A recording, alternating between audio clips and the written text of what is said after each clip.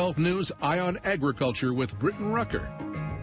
Cleanup in Cowley County following a tornado. We'll show you the damage left behind on one family's farm. And federal agencies soon testing ground beef samples in Kansas. Here what they'll be looking for as they probe meat sold interstate. Plus, there have been several significant recent developments involving the Swamp Buster program. What the potential long-term impacts for farming operations will be that participate in these programs. Good evening and welcome to Eye on Agriculture. I'm Britton Rucker. More evidence the nation's milk supply is safe after avian flu genetic material was found in grocery store milk. The FDA confirming in its first preliminary results that traditional pasteurization is killing the virus.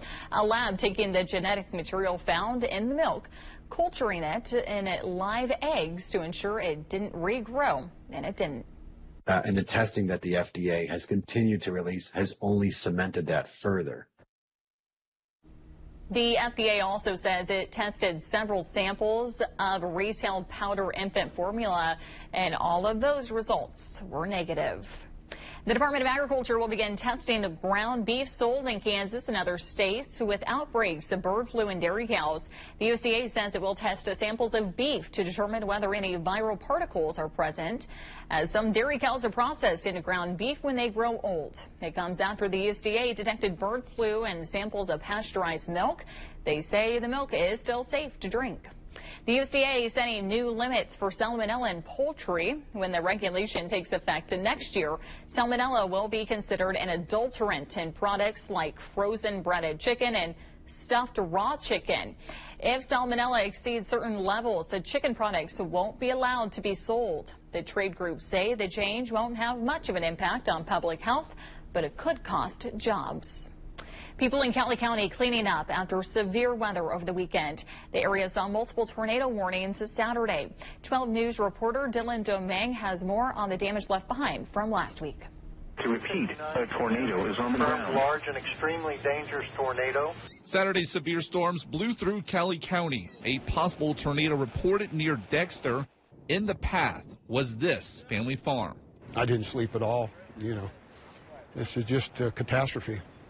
Anyone that goes through this, I just feel so sorry for him. Jim Lindley says the farm has been in the family name for over 120 years. His 88-year-old mother was the only one on the property as the storm came through, riding it out in the basement. I knew Mom was going to be okay, that tornado room in the basement. I really wasn't worried about her. I was worried about the house being gone, but I knew she would be able to ride it out okay.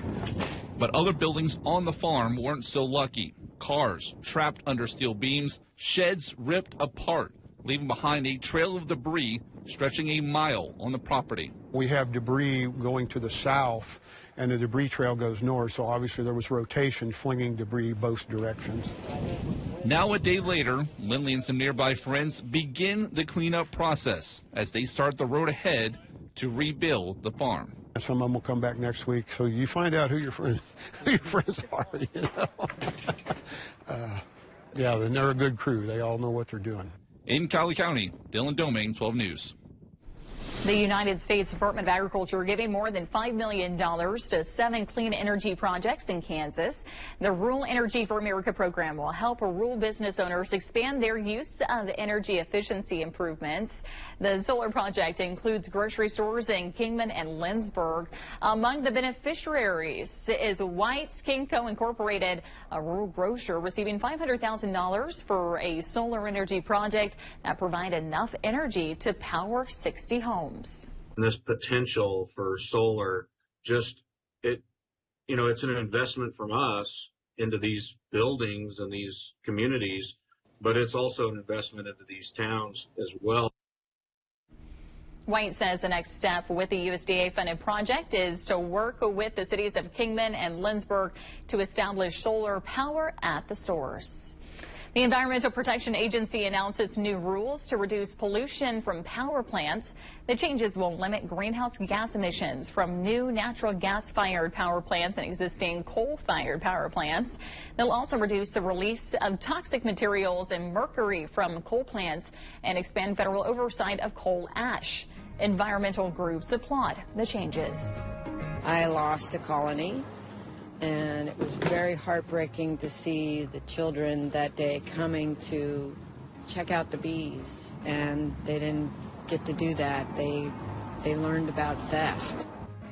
A beekeeper's thriving colony of honeybees stolen. Her message to the thieves coming up on Eye on Agriculture. Never